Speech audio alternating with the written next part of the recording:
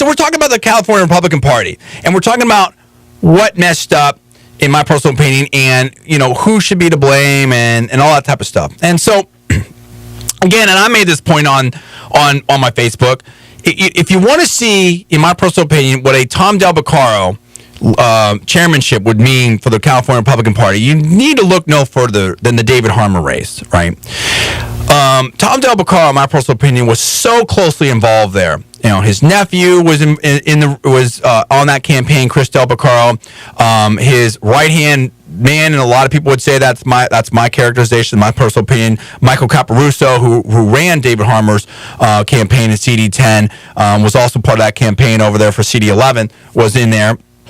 And Mallory West, formerly, I believe, very close to Tom Del Beccaro, was also over there, the finance. I may be getting some of this wrong, so again, I'm not alleging any facts, whatever like that. But you can look it all up. It's pretty well known, and Tom was appearing with Harmer everywhere and pumping him up on Sussman, and Harmer's on Sussman, and look, it was Tom's backyard race, and I'm sure a lot of people were saying, this is a can't lose race, and this was going to be, Tom's way to really catapult himself, up further. And then when there was that whole controversy with Steve Weir, county clerk over there in Contra Costa, about the votes and all this type of stuff. Who was quoted on the steps of the courthouse there where they were filing, this lawsuit? I believe Tom Del Beccaro. So, Tom was all over this race. This was Tom's race. In my personal opinion, this was Tom's guy. And it just fell apart. And it fell apart in exactly the way that I told everybody that it would. I told you guys that. Nobody wanted to listen, and here it comes to pass. So it's like this, right? I have, our nice Van Pelt here, Robert, in the chat room, and my girls, Sarah and I'm losing it here. Rachel in the chat room, they're going crazy and stuff like that. And Robert's like, well, we'll talk about the facts. Well, look, there's so much to cover here, and people want to know, well, what would you do, John? We don't, to blah, blah, blah. So we got to move on to that. But it's very simple, again, being very logical.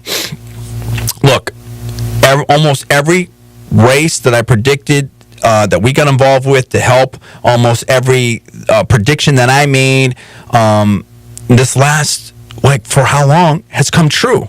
Almost exactly as I said it would and how I said it would. So there's some facts for you right there. Countervail that with, look at what Tom Del Beccaro said. Go back and look at the transcripts. Look at what he said about different candidates. Look at what he said about races that we were going to win. Look at his predictions. How did they turn out? How did the leadership turn out?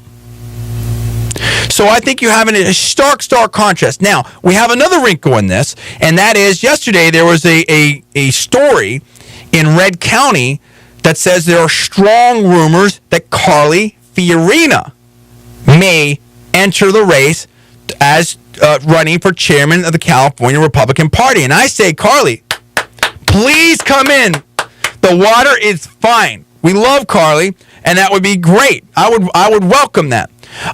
In a lot of ways, I think I would be the best, of course, and all that. But in a lot of ways, I'm for anybody but Tom Del Beccaro. Because a vote for Tom Del Beccaro is a vote for exactly the same, if not, in my personal opinion, worse. Right? And Tom Del Beccaro bills himself as the most heard voice in California Republican politics. Well, that means then that you are the brand. If you're on radio 300 plus times, if you're on TV so many odd times, then that means that you're representing the brand here in California. It's pretty simple, right? And you look at Tom Del Beccaro's description. Go to the California Republican Party page and look at the About section, whatever like that. Pull up Tom Del Beccaro's bio and look at what the description of his bio is, and look at what the description of his responsibilities are, and just ask yourself if he's met them. That's all. Just ask yourself that. Now, look at me. You're talking about someone who's been in politics since before I could vote. I went to the National Republican Convention in 1988 in New Orleans. I worked with Lee Atwater and then Tony Blankley shortly after that, Newt Gingrich, and all these folks. I went to a special invite to the inauguration of George Bush Sr. for all access, this and that, whatever.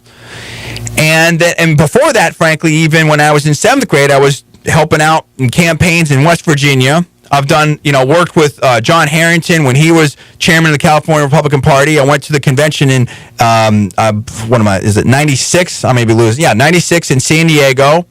You look at all the work we've done nationally in different campaigns and whatnot. You look at all the conservative media that I've done, whether it's doing shows on KSFO or KHGK or Salt Lake City at KCNR or K-Talk, or working for CNN or working on Cron, or having my own national TV show on ZDTV, or doing stuff for America's Talking and Youngbloods in Washington D.C., or putting out my own newspaper in law school, the Bold Standard. I mean, on and on and on.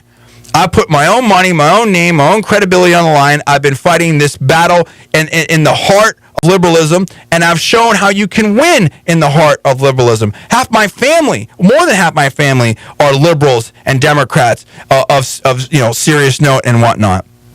You look at my resume as a winner in sports and whatnot. I mean, I know how to win, but you can go look at my resume and we can pull that out. Everybody knows that.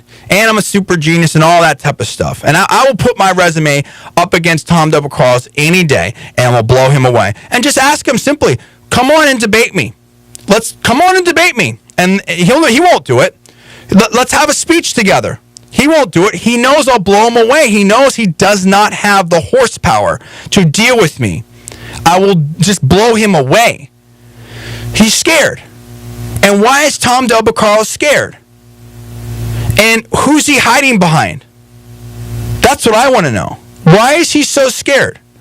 And why would you want a wussy, girly man like that leading the California Republican Party? Do you really believe that such a wuss, in my personal opinion, could ever lead us to victory?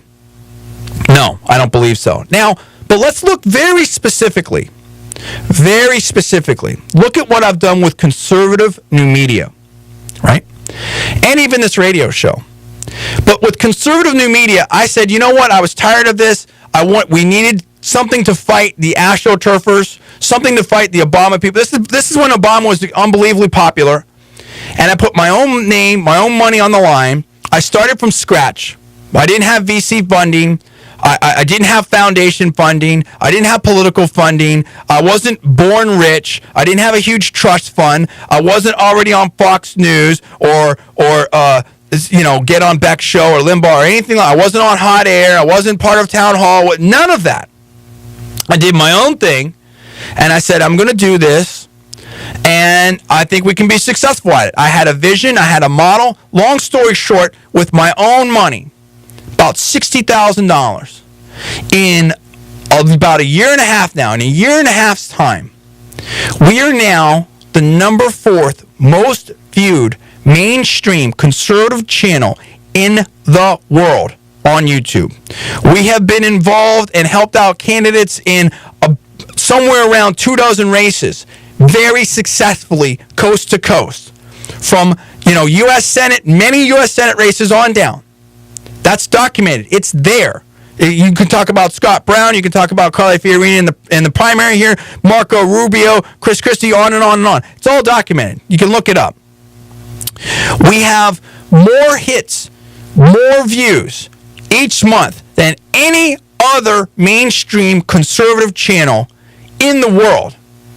I don't even want to talk about it because we're about going to be, within a month and a half to 2 months' time, we will be number 2. And I don't want to talk a lot about this, but there's almost nothing anybody can do to stop us. We're a monster. While everyone else fell off the cliff last month, we did 1.35 million hits on our videos. 1.35 million. Now, I'm not sitting here just pumping myself up, but what you have to ask yourself is, look how much money the California Republican Party raises. What is it, 20 million, 30 million, something like that? Look how much it spends. There's been newspaper reports about the spending in the California Republican Party. Michelle Malkin has talked about that, and she's been upset about that. I think Rush Limbaugh talked about that. There's been the issues with the way the party spends money, both at the state and national level. And so you have to ask yourself, there's 2 things that you know with that. A, I'm successful, both in broadcasting and in business. and we're a full YouTube partner, the whole 9 yards. And B, that that the people want this.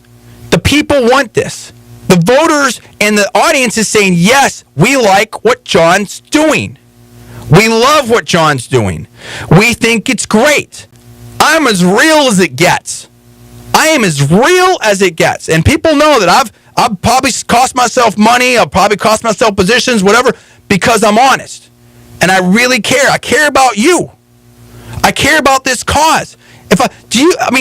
Honestly, if I run for this office, I don't even want the office.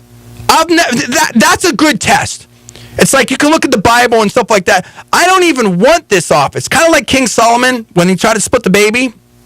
I would only do it to serve you. Counter that to Tom Del Beccaro, who everyone believes, well, at least I deeply believe, and you ask yourself, hasn't he wanted this position for so long a time? And isn't that a little dangerous, in my personal opinion? Listen, I'm going to tell you what I'm going to do if I get in there and the problems that we're going to need to fix here on the backside of this break, and we'll take your calls as well. You're listening to the John D. Villarreal Show on the Conservative New Media Radio Network.